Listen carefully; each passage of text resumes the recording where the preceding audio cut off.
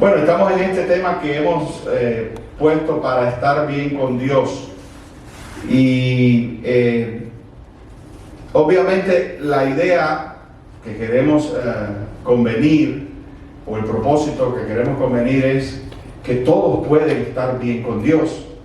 Esto no es para hacer difícil el arreglar nuestra vida con Dios, sino para hacerla fácil, para hacerla comprensible, ¿verdad? Entender qué significa eso y orientarnos correctamente. Hay personas que se piensan que están bien con Dios, pero a través de la Escritura nosotros hemos tratado de conocer qué es lo que significa estar bien con Dios. ¿Amén?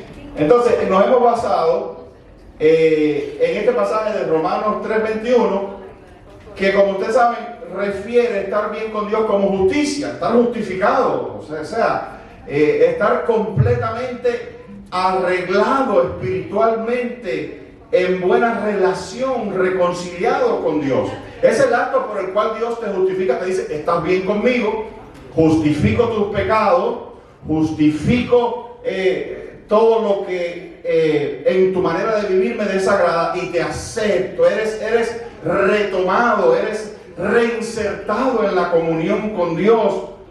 Amén. Eres restaurado a esa posición original, en un sentido. Yo digo que mejor que la original, ¿verdad? Tenemos algo que no tenían Adán y Eva.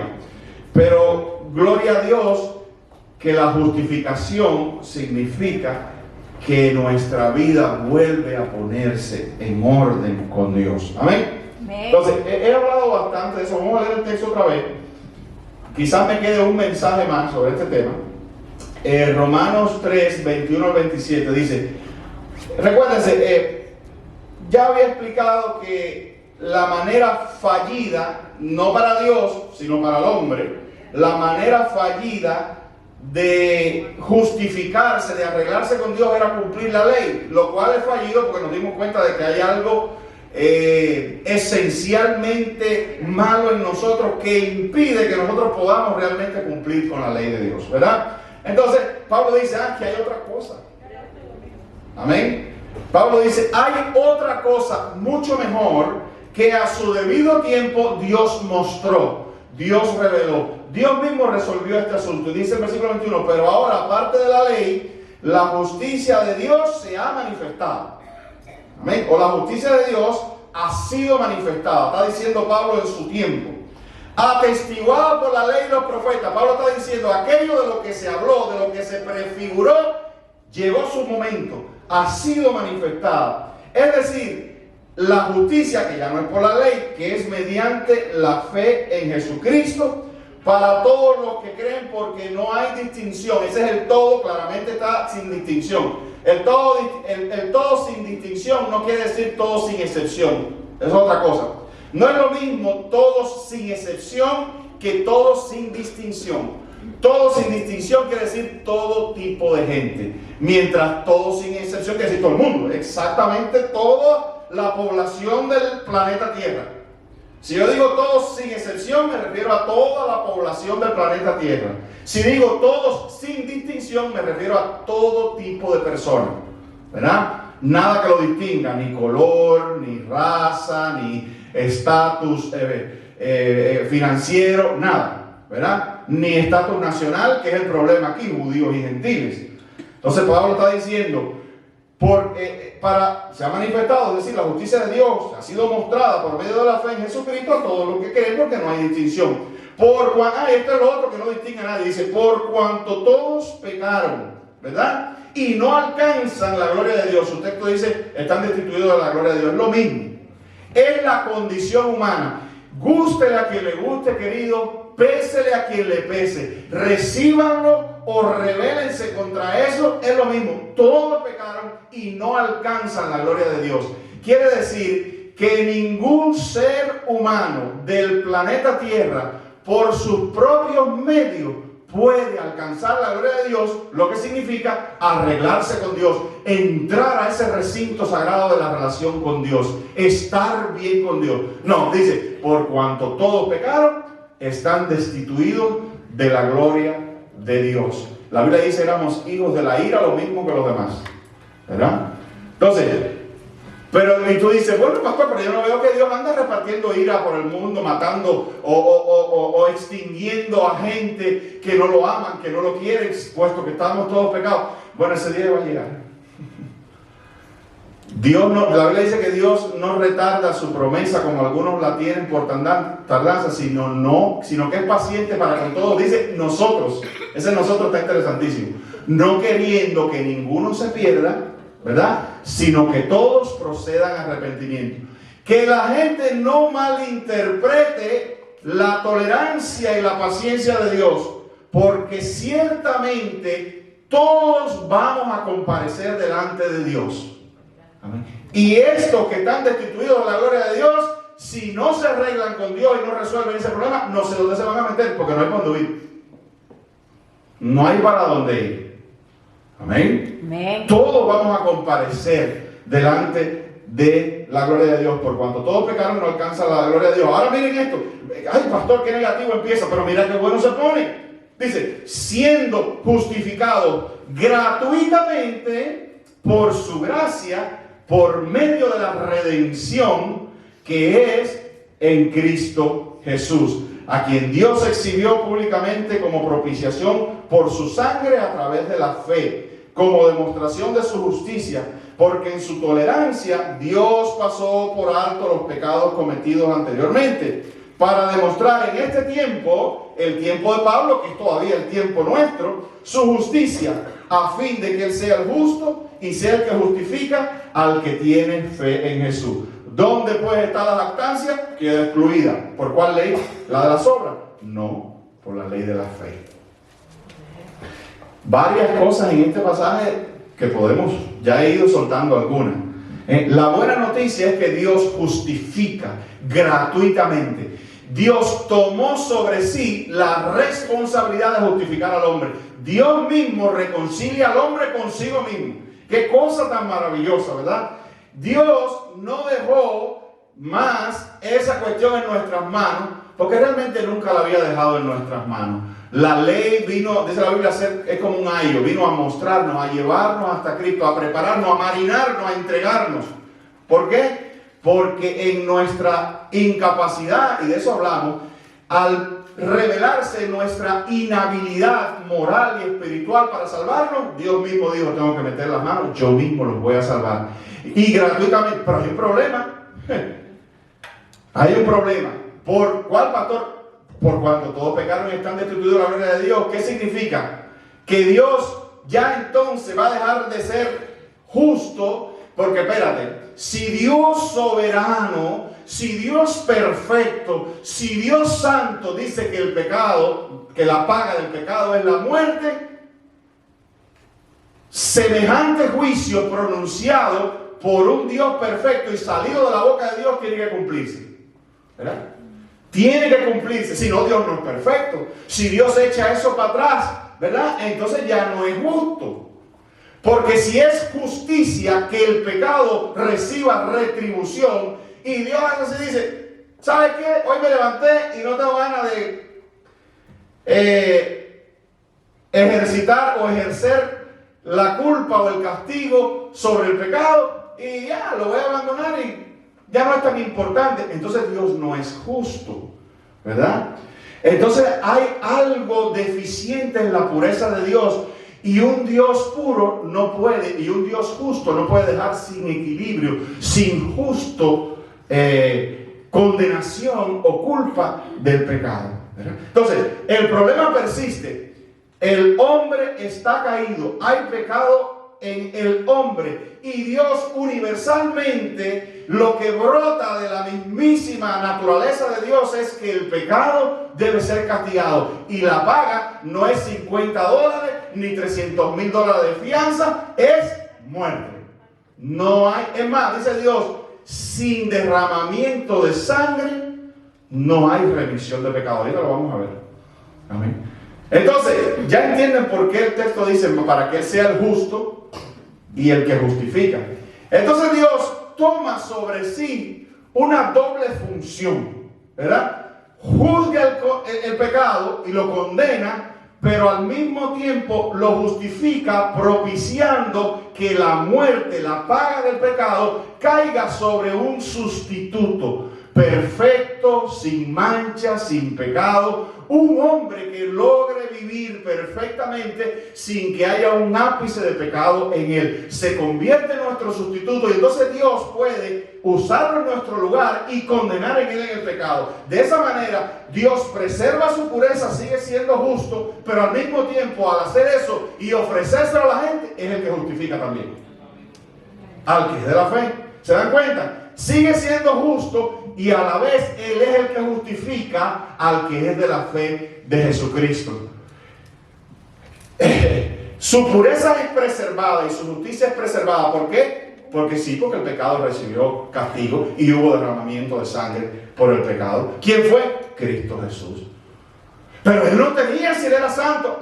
Para que entonces ese depósito o ese crédito, como Dios efectivamente solucionó la paga del pecado en Cristo Jesús, ya eso está disponible para el que es de la fe de Jesucristo. Y Dios gratuitamente se la dispensa, se la ofrece, se la otorga a sus hijos.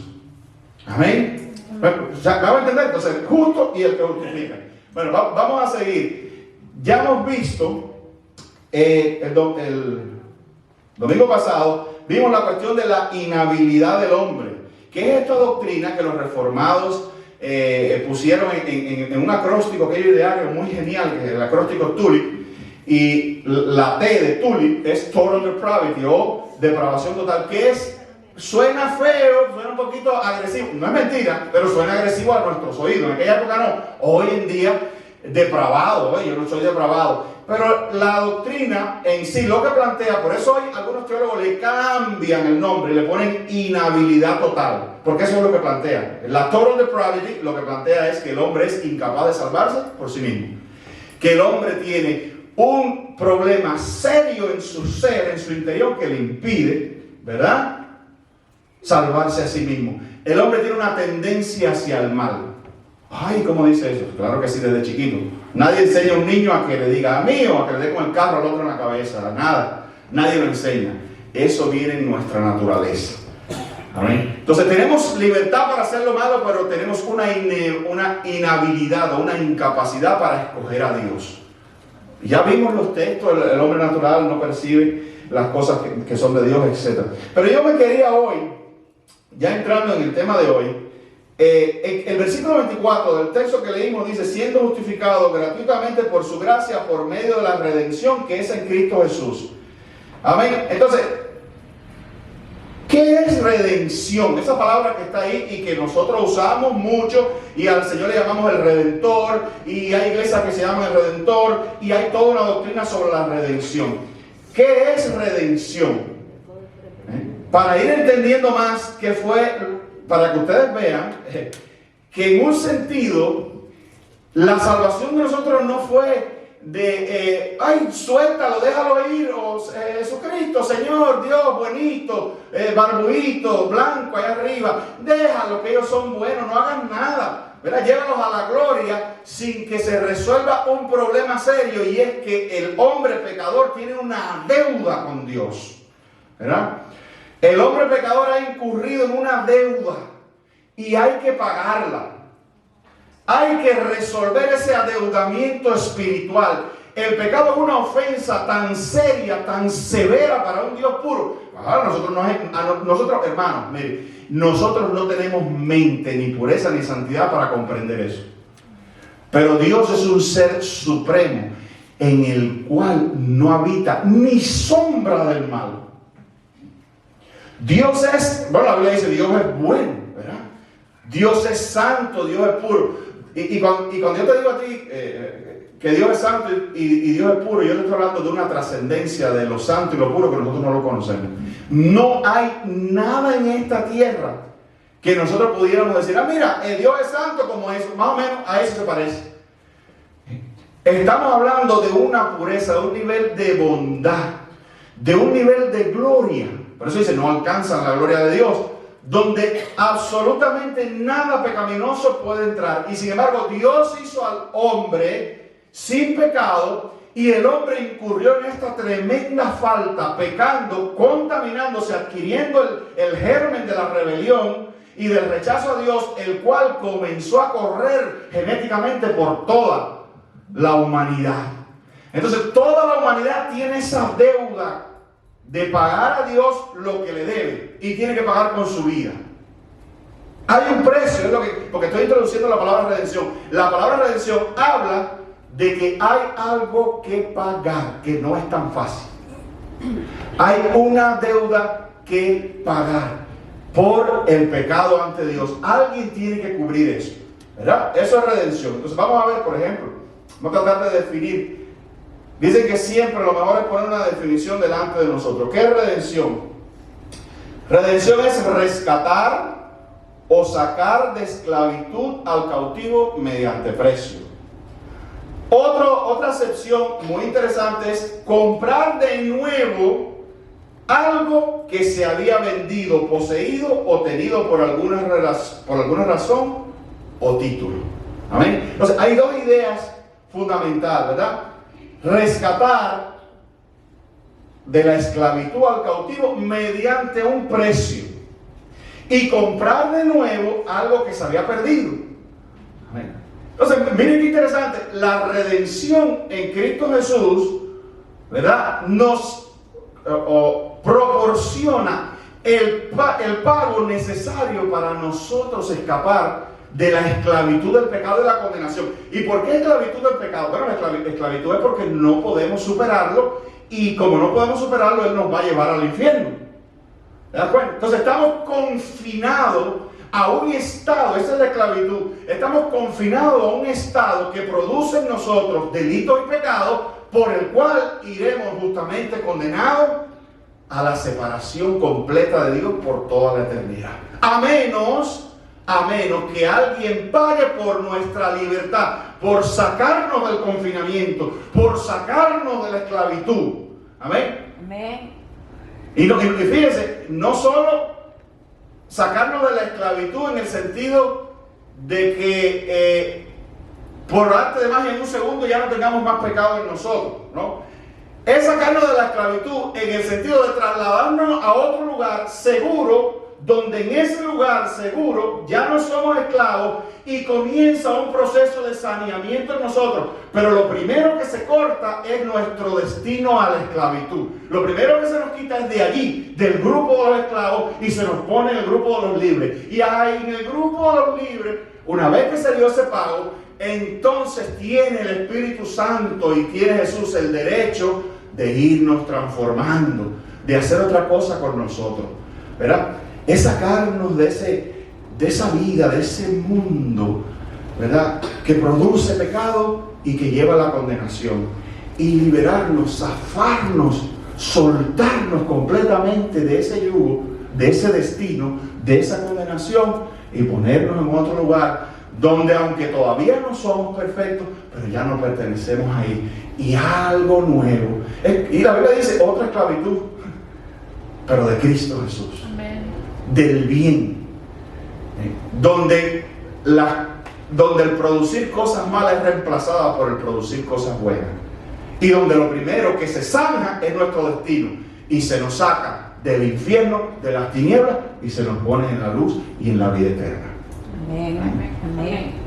Imagínate tú qué maravilloso. La gente a veces no entiende esto. Ya yo hablé de la ciudad de la salvación. Pero qué maravilloso saber, yo soy imperfecto, pero estoy seguro, y yo puedo trabajar mejor con mis cosas en la seguridad, ¿sabes? En la seguridad de que yo no voy para aquel lugar. Tengo problemas en mí, pero por lo menos yo he sido liberado en mi conciencia. Si es que aplico y creo en la palabra de Dios, he sido liberado en mi conciencia, en mi espíritu del infierno. Y las cosas que me quedan las puedo ir resolviendo en seguridad, con la tranquilidad de que ellas no me van a meter en el infierno, ¿verdad? Porque mi precio por salir de ese lugar fue pagado. Entonces, miren, se va el tiempo, pero vamos a empezar con algunos textos. Por ejemplo, 1 Corintios 1, 28 al 31 dice: mas por él por él estáis vosotros en Cristo Jesús. Está hablando de Dios, Dice, mas por Él estáis vosotros en Cristo Jesús. Noten, Dios es quien nos puso en Cristo Jesús. Hay otra traducción que dice, mas por obra de Dios estáis vosotros en Cristo Jesús. O sea, por la obra de Dios en tu vida, por eso que llamamos regeneración, implantación de la fe, tú estás en Cristo Jesús, el cual nos ha sido hecho por Dios sabiduría. Otras versiones dicen conocimiento. Quiere decir que nosotros, por obra de Dios, conocemos a Cristo Jesús como nadie le conoce. Y Dios le dice, eso es sabiduría. La sabiduría escondida del mundo, la que los sabios de este mundo no entendieron, Dios te la reveló a ti. ¿Tú sabes lo que quiere decir eso? Que por la obra de Dios tus procesos mentales comprenden a Cristo de una manera que no lo comprende nadie. Dios ha hecho que Cristo sea en tu mente y en la mía y en la mente de todos los salvos sabiduría. Como que descubrimos la esencia de las cosas, lo más importante, ¿verdad? De dónde venimos, a dónde vamos, quién está en control de este mundo, qué va a pasar al final, quién es este Salvador. Entonces, todo ese conocimiento ha sido dado hacia Cristo Jesús, ¿no? Ha sido dado por Dios a nosotros.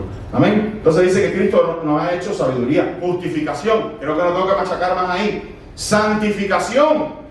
Esto es importante porque mira, yo quiero que tú sepas esto. Normalmente se te ha enseñado que Cristo murió por ti. Yo te lo he enseñado, que Cristo es tu sustituto. Eso es verdad.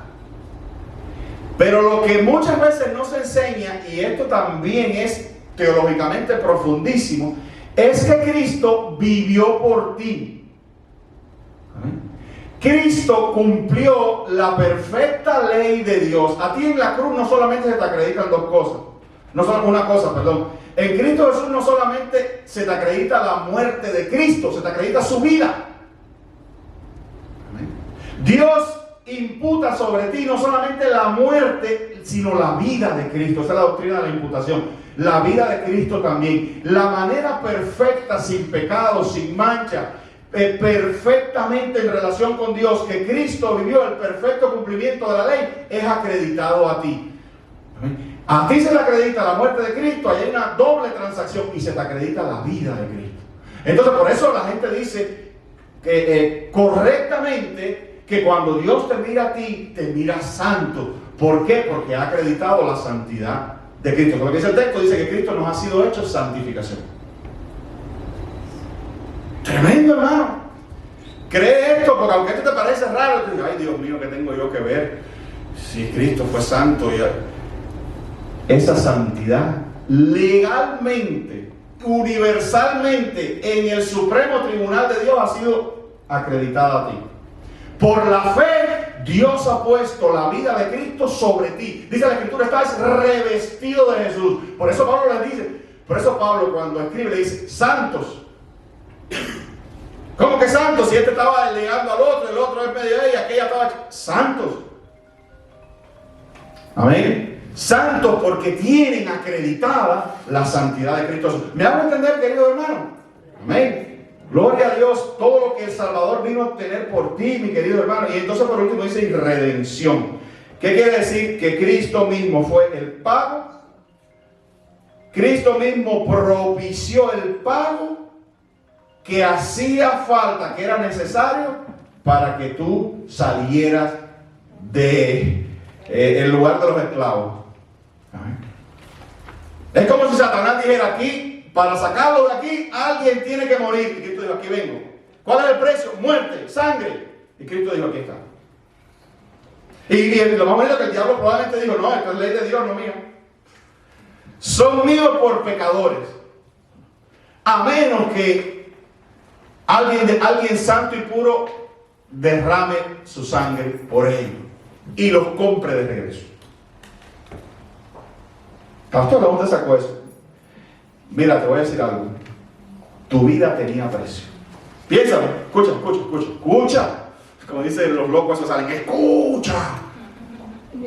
Tu vida tenía precio. No era, la gente piensa que la salvación, desde ese punto de vista, es gratuita y es otorgada, pero a Dios le costó todo. Le costó su hijo. Tu vida tenía un precio, y el precio era muerte, era sangre. Es por eso ahí donde viene la palabra redención. Y somos salvos porque Cristo ofreció el precio que tu vida y la mía necesitaba, oye, o tenía sobre sí. Nuestra cabeza tenía precio. Era la única manera de escapar. Fíjate que en un sentido era la única manera de escapar del cerrojo de la ley perfecta de Dios. Lo único que pudo romper esa responsabilidad legal de haber cometido ese acto horrible de pecar contra Dios, del pecado que muere en mí, era que había que derramar sangre. Sangre inocente. Porque la tuya y la mía no era suficiente. Ni yo podía decir, ay, aquí vengo a dar la sangre por mí. Y me decía, no, la suya. Usted también estaba muerto en delito de pecado. ¿Te entiende? ¿Entiende? No había sustituto aquí en esta tierra.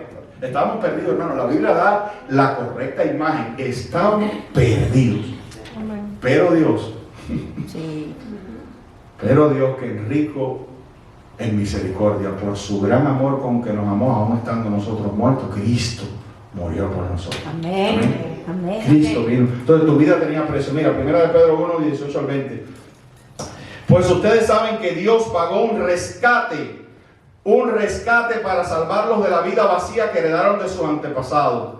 No fue pagado con oro ni plata, los cuales pierden su valor, sino que fue con la preciosa sangre de Cristo, el Cordero de Dios, que no tiene pecado ni mancha. Dios lo eligió como el rescate por ustedes mucho antes de que comenzara el mundo, pero ahora, en estos últimos días, Él ha sido revelado para el bien de ustedes. Lo estoy leyendo en la Nueva Traducción Viviente. Amén. Amén. Amén. Fíjense que noten de soslayo antes de la fundación del mundo. Como se dice, esto se cocinó a tu favor antes de la fundación del mundo. Tu liberación se cocinó antes de la fundación del mundo. Se ubicó, se alocó, como dice en inglés, el precio para tu salvación, para tu redención, para tu rescate antes de la fundación del mundo. Marcos 10:45. Porque el Hijo del Hombre no vino para ser servido, sino para servir y para dar su vida en rescate por muchos. Amén. Amén. Amén. Yo hice una notica aquí porque yo sé que el tiempo ha avanzado, pero quería pausar y traer esta reflexión aquí. Miren lo que Cristo llama servir.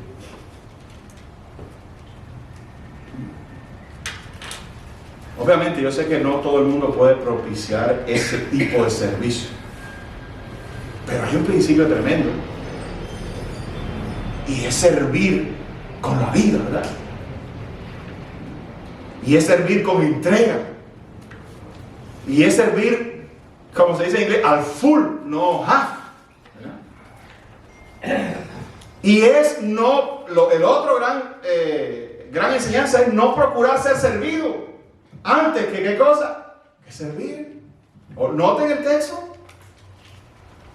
¿Por qué Cristo dice, no, el Hijo del Hombre no vino para ser servido? Bueno, porque Él es rey y podía haber venido para que nos sirvieran.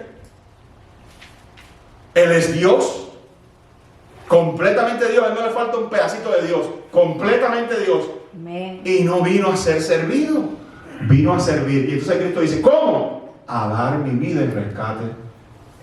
Entonces la próxima vez, aquí va una aplicación que no estaba, el Espíritu Santo me lo está dando, por aquí va. La próxima vez que tú sientas fastidio por servir, acuérdate de Cristo. La próxima vez que tú tengas deseo de sentarte y decir, no, que me sirvan ellos a mí porque ya yo he hecho, acuérdate de la mentalidad de Cristo. Amén. ¿Y qué gano con eso, pastor? Parecerte a tu Salvador, a tu Señor, y te aseguro que la recompensa de parte de Dios va a venir. Porque nadie que hace nada para agradar a Dios se queda sin recompensa. Amén. Entonces, si un día tú estás en un lugar y no quieres servir o quieres servir a media o te piensas que una servidita mediocre, Cristo lo entregó todo. Amén. Amén. Si a ti te queda algo excelente por dar en pos del servicio, dalo. ¿Para cuándo lo vas a dejar? ¿Verdad? Yo tengo algo excelente, algo de calidad en mí para darle a alguien, para servir a alguien. No, después, no, déjalo. Ay, pero es que es de gran precio, es de gran valor. Bueno, mira, Dios entregó a su Hijo. Jesús entregó su vida por rescate. Recuerden que estamos en la redención, no se vayan de ahí. Para pagar. Sin eso, sin muerte, no, sin derramamiento de sangre, no hubiera habido salvación. Amén. ¿Quién lo dice, pastor? Lo dice Hebreos 9:22. Dice, y casi todo es purificado según la ley con sangre. Allá hay una cosita ahí que me quisiera parar ahí, pero no. En lo de purificado según la sangre. Sin derramamiento de sangre, no se hace remisión. ¿Escuchaste? Hay cosas, yo puedo redimir, yo tuve, y esto no es bueno contarlo, pero bueno, yo entré aquí descabellado al principio y ahí no sabía mucho de cosas. Y a mí me reposeyeron una vez hace mucho tiempo un carro. Eso es una de las cosas más tristes. Uno de los recuerdos más tristes que tengo yo es ese. Estábamos muy mal financieramente, no pudimos pagar el carro. Y vinieron una noche en una grúa y nos lo llevaron del parqueo. Y mi hija, Jessica, lo vio. Y me decía, papá, mira por qué se llevan la blanca. Me decía, una camioneta, yo tengo una pico. ¿Por qué se llevan la blanca? Y yo le dije, no, mamá, se la van a llevar a arreglar. Pero no habían pasado ni 15 días.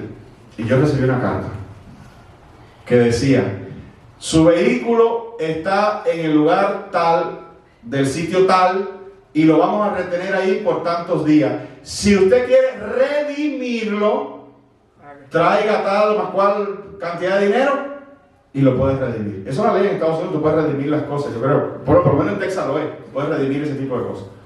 ¿Verdad? Eso es redención. ¿Entienden lo que es redención, hermano? Nosotros fuimos, en un sentido, reposeídos por el mal. ¿Verdad? En un sentido, el mal y el pecado nos separó de Dios. Y el que estaba frente de ese líder era Satanás, cumpliendo la misma ley de Dios, de que la paga el pecado de la muerte. Y Satanás, y ese líder decía, si pagan en sangre, lo pueden recoger para atrás. ¿Lo pueden qué cosa? Redimir. ¿Entienden? ¿Ya qué quiere decir la palabra redención? Por favor. Bien, estas cosas son importantes, hermano. Estas cosas son importantes.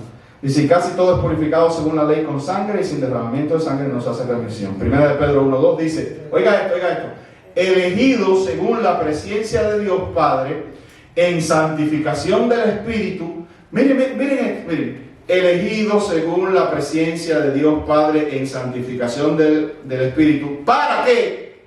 Para obedecer y ser rociados con la sangre de Jesús. Gracia y paz os sean multiplicados. Amén. Dios te escogió antes de la fundación del mundo. Te amó. Preparó la vida para ti. Y en su momento entregó el Salvador. Y con esa sangre, dice la Escritura, obviamente hay un lenguaje figurado ahí, prefigura el templo. Con esa sangre te roció. Y esa sangre cayó sobre ti como un precio y tus cadenas se rompieron. Por eso decimos, la sangre de Cristo tiene poder. Claro que sí, tiene poder, porque contra esa sangre ya no hay más nada. No hay esclavitud, no hay pecado, no hay diablo, no hay nada. Contra esa sangre no hay nada. Ese precio es total, final e insuperable. La sangre de Cristo Jesús. Y redime total, completa y eternamente a los que de ella son rociados o son beneficiados, a los que por la fe esa sangre, esa muerte le es imputada o acreditada. Amén. Aplicación. Puesto que ha sido comprado con sangre, Obviamente, la idea de comprar significa que hay otro dueño, ¿verdad? Esto es importante, esto es importantísimo. Dios ha dado el precio de tu esclavitud y ahora Él es tu dueño. Entonces tú escoges, no, yo quiero estar allá, yo quiero seguir allá. No, esto tiene que escoger, yo quiero estar acá, ¿verdad? Yo quiero estar acá porque aquí no hay donde meterse. Aquí o está Dios o está el infierno. No hay otro lugar. No está Cancún ni la Riviera Maya. No hay otro lugar. Es o Dios o el infierno o la separación. Yo quiero estar con Dios. Porque esta vida se acaba, se va acabando. Ayer fueron 51 y siguen contando, ¿verdad? Y yo quiero estar con Dios. Yo quiero que Él sea mi dueño. Porque ni yo mismo puedo ser dueño de mí mismo. Dame mi vida y date tu vida a ti mismo y haces un desastre de ella en 4 años. ¿Verdad? Entonces, Dios es mi dueño. Y la redención significa que alguien otorgó un precio y ahora yo le pertenezco a alguien. Yo le pertenezco a Jesús. Entonces, aplicación. Entrega tu cuerpo y tu espiritualidad a Dios.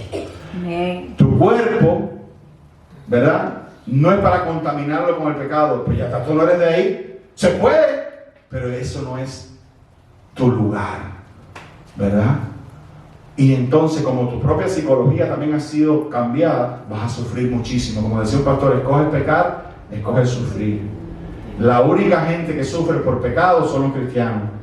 El mundo se goza en ello, el cristiano sufre por el pecado, porque ya no somos de él. Mire, último texto, 1 Corintios 6:20, dice, pues habéis sido comprados por precio.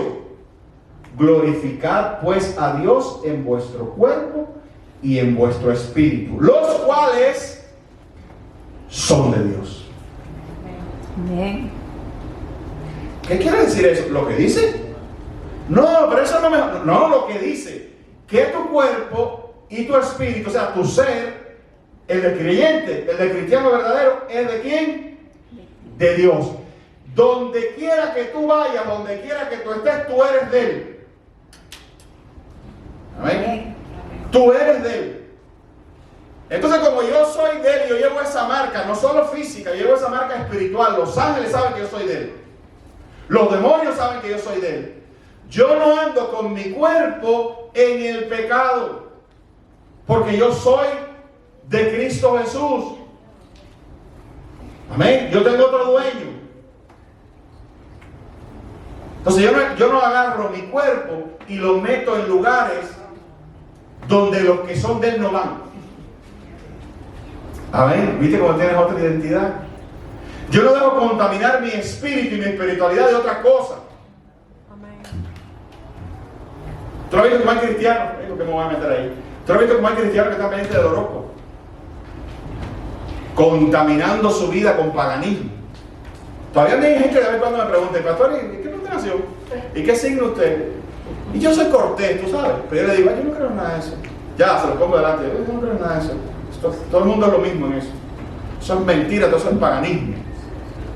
No hay nada en la Biblia, al contrario, hay condena en la Biblia hacia a la astrología. Entonces, yo soy cristiano y yo no ando viendo, ni poniendo, ¿cómo se llama? Azabaches, ni que el mal de ojo, ni que todas esas cosas. ¿Verdad? Yo soy cristiano y yo no ando adorando hombres tampoco, mucho cuidado. Porque mi dueño es Cristo. Entonces yo no me rindo a los pies y al altar de ningún hombre. Ni espero salvación de ningún hombre.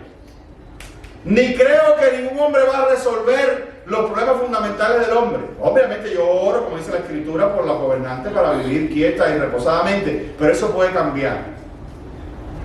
Eso puede cambiar. Te voy a decir algo. No hace mucho, no hace 2 años, en mi casa, mi esposa y yo veíamos una youtuber que nos gustaba muchísimo. Porque nos gusta una youtuber de esa que va enseñando la ciudad. A mí me encanta todo eso, conocer el mundo. Y ella transmitía desde Kiev, en Ucrania. Y nosotros nos quedamos maravillados de lo bonito que estaba la ciudad, lo próspero. Ustedes saben que esa gente fueron ex colonia, ex parte de la Unión Soviética.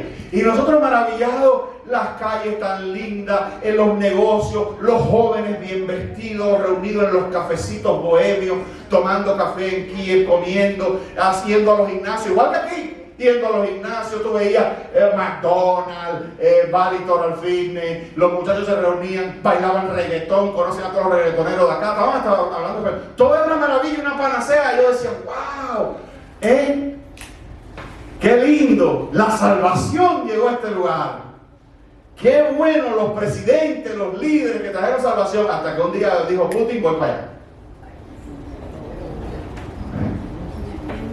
Y cohetes comenzaron a llover sobre aquella hermosa ciudad y sobre todos esos lugares que nosotros admirábamos no hacían unos meses antes. Entonces, pastor, ¿qué usted me está diciendo? Que no, que sea un anarquista y no crea en líderes humanos. No, pero chicos, tenga un poco de contención. No andes por ahí con a veces los cristianos con un fanatismo y una bobería política y eso que a veces te lo traen en la iglesia. Perdóname, pero es así. Ten un poco de contención, ten mesura, ve y vota y todo eso, pero si no promocionas a Cristo y no sales para la calle a predicar de Cristo, ni sales con una pancarta a decir Cristo te ama. Amén. Déjame bajarle, después mi esposa me regaña y me dice, oye, pero esto es importante porque la idolatría, oye esto, la idolatría y el paganismo tienen unos niveles raritos para meterse en la vida del cristiano. Y lo disfrazamos y decimos que no. Pero cuando lo comparamos con Cristo podemos decir, ay, pero que yo no quiero a Cristo como quiero a esto. Porque yo no amo el Evangelio como amo a esto. ¿Verdad? Ay, porque yo no soy tan vocal por Cristo como lo soy por esto. ¿Y por qué mi corazón se llena de ira y de odio? Porque eso no es cristiano. El cristiano vive, el cristiano tranquilo, estable, con paz. El cristiano pudo vivir bajo la horrible persecución del Imperio Romano y pudo sobrevivir. Y después cambió la cosa y vino Constantino y el cristiano sobrevivió. Y después se puso la cosa extremadamente horrible y el cristiano tuvo que hacer una reforma y separarse de todo aquello. ¿Verdad? Y empezar algo nuevo. Y constantemente los cristianos somos llamados de parte de Dios a, mira, sal fuera, sal de ahí que eso ya no anda bien. Y no me refiero a irse, a veces hay que irse, pero me refiero a que ir. ¿Me hago entender o no? Cuídate de él, por eso dice ese texto, clarito, ¿verdad? Entrega te dije, entrega tu cuerpo y tu espiritualidad a Dios, porque habéis sido comprado con precio. Yo no soy de nadie, ni nadie me puede obligar a ser de ningún hombre. No. Oíste, yo soy de Cristo. Y hubo época en que el cristiano se dejaba matar por el amor de su corazón y por la pasión de pertenecer solo a Cristo Jesús. Sé de Cristo Jesús, porque tú fuiste, mira, comprado con un precio. Nadie derramó su sangre por ti, ni trajo a la mesa ese precio. Ningún hombre, solamente Cristo Jesús. Amén. Amén. Que Dios nos bendiga.